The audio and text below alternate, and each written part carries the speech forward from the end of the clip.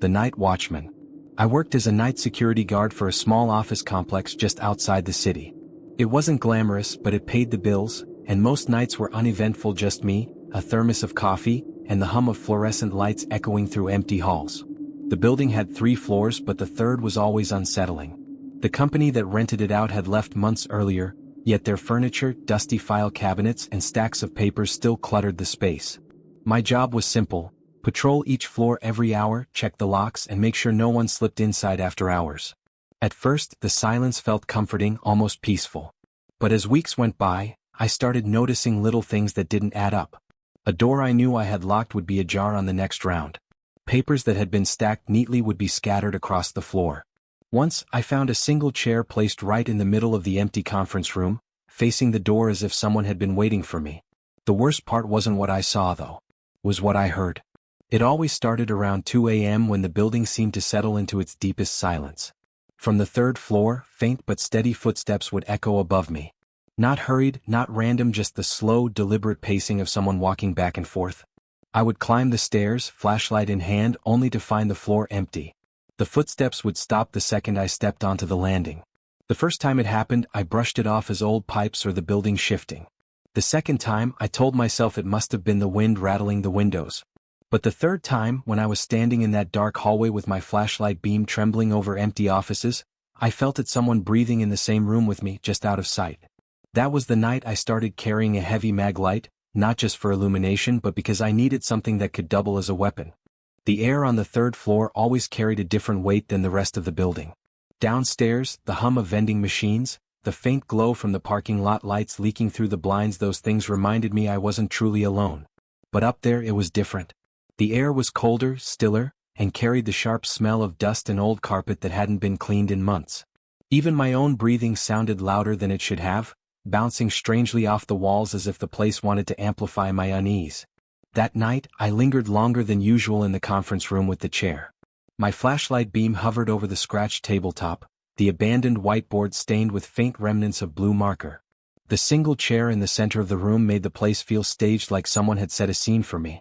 I circled it slowly, the way a cop might circle evidence at a crime scene, though I had no authority, no backup, and no explanation for why it was there. My radio crackled at my hip, just static, a burst of sound so sudden that I nearly dropped the flashlight. I pressed the button, calling the other guard on duty at the gate outside. He didn't respond. Just more static. The silence afterward felt heavier. I told myself to finish the round quickly and get back downstairs where the security monitors glowed in their small room. I wanted the illusion of safety, the comfort of the cameras, even though I knew most of them didn't work on the 3rd floor anymore. They'd been disconnected after the tenants left, and the management never bothered to fix them. As I made my way down the hallway, every door looked darker than it had the hour before. Shadows pooled in the corners like something alive, stretching with each sweep of the light. Halfway down the hall I froze. The footsteps had returned. Not above me this time. Not faint. They were right there on the same floor, steady and unhurried, echoing against the empty walls. I lifted my mag light like a weapon, heart hammering, throat tight. "Hello." My voice came out thinner than I intended, cracking slightly. The footsteps stopped instantly. Dead silence. I waited. 10 seconds, 20. My ears strained, searching for any scrape, any breath, but nothing came. And then, against every instinct screaming at me to leave, I moved toward the sound. The corridor ended at a row of private offices with glass panels in their doors. My flashlight cut across the first empty desk, empty chair. The second same. By the 3rd office I saw something that made me stop cold.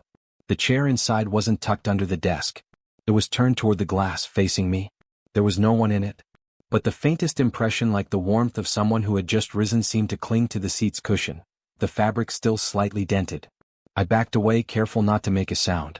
My own reflection in the glass looked pale, stretched, ghostly under the flashlight beam. For a second I couldn't tell if the eyes staring back were mine or not. That was when I decided my next round would skip the 3rd floor entirely. After that night with the chair turned toward the glass, I swore I would never step foot on the 3rd floor again. For the next few shifts, I stuck to the 1st and 2nd floors, telling myself that management didn't really care if I skipped one level of a building that wasn't even leased anymore. I still logged my patrols as if I'd checked it. It was a lie, but one that helped me sleep when the sun came up. But the building had other plans. The footsteps didn't stay on the 3rd floor. They followed me. It began with faint tapping above me while I walked the second-floor hallway. I looked up at the ceiling tiles and ductwork, knowing there was nothing between the floors but empty space. Yet the sound of slow, deliberate pacing was clear just overhead, keeping in time with my steps. When I stopped, it stopped. When I moved again, it resumed, trailing me like an invisible shadow. The elevator was next. Around 3 a.m., I found it sitting on the first floor with the doors half open, a malfunction I hadn't seen before. The button lights flickered, and I swear I could hear breathing inside the dark cab. I stood frozen, listening to the low rasp of air filling and emptying lungs, though no one was there. The air inside smelled faintly of sweat, metallic and sour, as though someone had been standing in it for hours. I hit the button to close the doors, but they stayed open as if waiting. I turned and walked away, refusing to look back, my skin crawling the whole time. The breaking point came 1 week later. It was raining that night, a heavy storm that rattled the windows and left the parking lot shining with black puddles. I was doing my round on the second floor when I heard it again, footsteps, heavier this time, like someone in boots pacing the corridor above me. Against my better judgment, I went up. The stairwell reeked of damp plaster and dust. Each step echoed too loudly, as though the building wanted to announce my arrival. When I pushed open the third-floor door, the lights overhead flickered once, then steadied, buzzing faintly. The hallway stretched before me, dark offices yawning like open mouths. And there, at the very end, was the conference room. The chair was waiting in the center again. But this time I wasn't alone. For the briefest moment, so quick I questioned if it was real, I saw the shape of a man sitting there. Not clear, not solid, but darker than the shadows around him, his posture heavy, shoulders slumped, head slightly tilted as though watching me approach. My flashlight trembled in my hand, the beam cutting through the empty air where he sat. By the time it reached the chair, it was empty again. I wanted to run, but my legs wouldn't listen. The building seemed to hold me there, demanding that I acknowledge whatever lingered inside it. Then slowly the chair began to turn on its own. The scraping of wood against the floor was deafening in the silence. Inch by inch, it pivoted until it faced the door, until it faced me. That was enough. I bolted. I didn't wait to shut off the lights or lock the stairwell door behind me. I barely stopped to grab my things in the security office before I ran into the storm, soaked to the skin, lungs burning with cold night air. I never went back. I quit the job the next day without explanation, left the keycard on the desk, and ignored every call from the supervisor. I told myself I'd find another job, any job, even if it paid less. Anything that didn't involve empty hallways and chairs waiting in the dark. Sometimes, though, when the house is quiet and the hour is late, I swear I hear it again, that slow, steady pacing overhead, like someone still following me long after I left the building behind. I worked part-time as a student assistant in the campus library. Most of my shifts were boring, shelving books, helping people find obscure reference sections, but once a week I got stuck with the late closing shift. By midnight, the library was dead quiet. The only people left were me, the security guard doing rounds, and sometimes a student who had lost track of time in the study hall. The fluorescent lights hummed, and the air always smelled of old paper, dust, and cleaning chemicals. That night, the guard asked me to take a cart of returned books down to the basement storage. I hated the basement. It wasn't open to students, it was where old records, newspapers, and outdated textbooks were kept. The overhead lights barely worked, and half the space sat in permanent shadow. I pushed the cart into the elevator, the wheels squealing against the floor, and rode it down. The basement door creaked open to reveal rows of metal shelves stretching into the dark. My footsteps echoed too loudly, bouncing back at me like someone was following just out of sight. As I shelved the last stack of books, I heard it. A cough. Not loud, not close, just a single dry cough from somewhere deep between the shelves. I froze, listening. The security guard wasn't down here. No one should have been down here. I told myself it was the pipes, the building shifting, anything but what it sounded like. I started pushing the cart back toward the elevator, my palms sweating against the metal handle. That's when I saw it. A chair. An old wooden chair, sitting neatly between two rows of shelves. No desk. No table. Just a chair, placed perfectly in the aisle as if someone had left it there to watch. And on the seat, an open notebook. Its pages fluttered even though the air was still. The notebook sat open on the chair like it was waiting for me. The paper looked old, yellowed at the edges, wrinkled in the middle as if it had absorbed moisture over the years. From where I stood, the handwriting looked jagged, written in thick black ink that had bled slightly into the paper fibers. The sight of it made my stomach twist. I told myself it wasn't my problem. Maybe the janitor had left it there, maybe it was some forgotten archive. But the truth was, nothing about it belonged. The chair wasn't library furniture. All our chairs upstairs were standard metal and plastic stacks. This one was different, sturdy oak, with carved legs and a high back, the kind you might find in an old farmhouse. The air around it felt heavier, like the basement had grown warmer only in that narrow aisle. My hand hovered over the notebook before I even realized I had moved closer. The writing inside was cramped and uneven. Dozens of lines written without margins, words colliding with one another. At first glance it was nothing but nonsense sentences that started clear then trailed off into slashes of ink. But one line stood out, repeated again and again, pressed so hard the pen had nearly torn through the paper. "They don't want me here at night." I slammed the notebook shut and stepped back so quickly the chair rocked on its legs, the sound echoing down the shelves like a gunshot. My pulse thudded in my ears, loud and uneven. The elevator suddenly felt miles away. I gripped the cart handle and shoved it forward, its squeal louder than ever in the dead quiet. My eyes kept darting back to the chair, expecting no, waiting for it to scrape an inch across the concrete floor, or for the notebook to flutter open on its own again. Halfway back to the elevator, the overhead lights flickered. Once, twice, then steady. But the second the light steadied, I knew something had changed. The rows of shelves didn't look the same. Shadows stretched farther than they should have, pooling together like black water. The space felt altered. Like the basement had expanded when I wasn't looking, and the path back wasn't as short as I remembered. That's when I heard the cough again.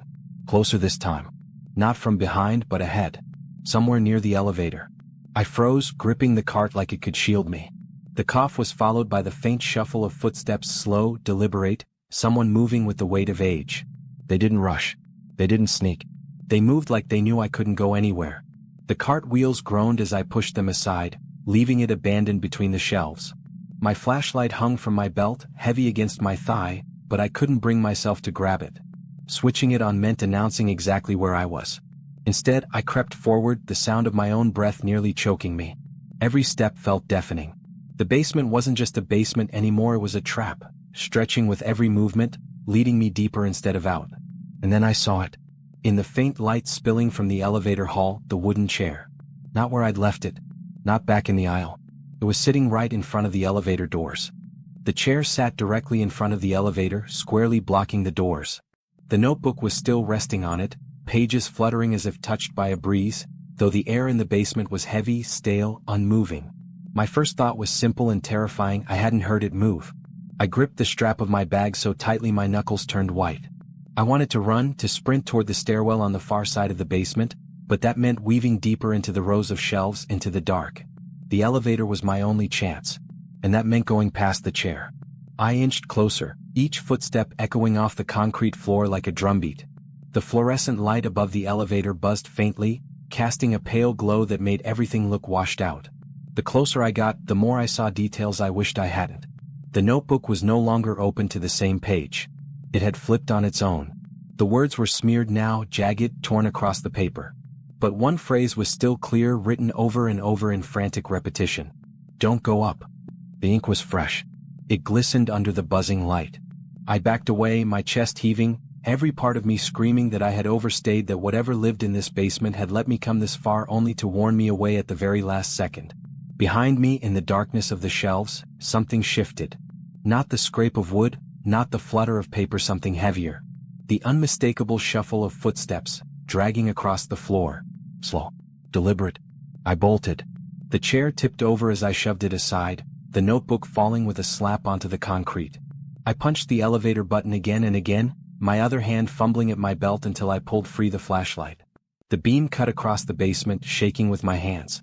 For one brief second, it landed between the shelves and I saw someone there. A man. Or what used to be one. His clothes hung loose, old-fashioned, threadbare, the fabric stained. His face was swallowed in shadow, but his posture was unmistakable, hunched, shuffling forward, arms limp at his sides. He didn't lunge. He didn't chase. He simply walked toward me, slow and steady, as if he had all the time in the world. The elevator doors groaned open behind me. I stumbled inside, slamming the button for the lobby. The moment the doors began to close, the basement lights flickered wildly, the buzzing overhead turning to a high-pitched whine. Just before the doors shut, I saw the man clearly. His face pale, his mouth half open, lips cracked and darkened as if no sound had passed them in years. His eyes met mine, wide and sunken, filled with something that was not life but was not absence either. The doors sealed. The ride up felt endless. The elevator shuddered, the light inside flickering in sync with the pounding of my heart. My ears strained for every noise, every shift, expecting at any second for the elevator to stop and the doors to open back onto the basement again. But when the doors finally parted, it was the main floor. Empty, still, silent. The security guard's desk was vacant. The whole library seemed abandoned, though the clock on the wall still ticked past midnight. I left the cart. I left the notebook. I didn't look back. The next day when I came to quit, the head librarian looked at me strangely when I mentioned the basement. "We don't send anyone down there at night," she said. "That area's been locked for months." Her eyes searched mine like she was waiting for me to argue. When I didn't, she added quietly, "It's better that way." I never went back. And sometimes late at night when I pass by that campus, I swear I see the faint glow of basement lights flickering through the narrow ground-level windows. I used to drive long-haul deliveries, crossing states at night when the roads were empty except for the occasional trucker or restless traveler. Nights on the highway blur together after a while, mile markers passing like clock ticks, headlights stretching endlessly into the dark. One night, just past 2 a.m., I was driving through a remote stretch of desert highway. No towns for miles, no lights on the horizon, just black road and the hum of the tires. The radio barely picked up static and my phone had lost service an hour ago. That's when I saw her. A figure on the side of the road, walking along the shoulder. She was dressed in jeans and a light jacket, her hair loose, carrying nothing, no bag, no phone, nothing. She didn't even put her thumb out to hitchhike, just kept walking with her head slightly bowed. I slowed instinctively. Out here, in the middle of nowhere, anyone walking at this hour was either in serious trouble or seriously dangerous. Still, I pulled up beside her, lowered the window and asked if she needed help. She didn't answer. She just opened the passenger door and got in. The smell of dust and cold air followed her as she shut the door. She kept her eyes forward, hands in her lap. I asked if she was okay, if she needed to get to the next town. Her voice when it came was quiet. "Just drive." So I did.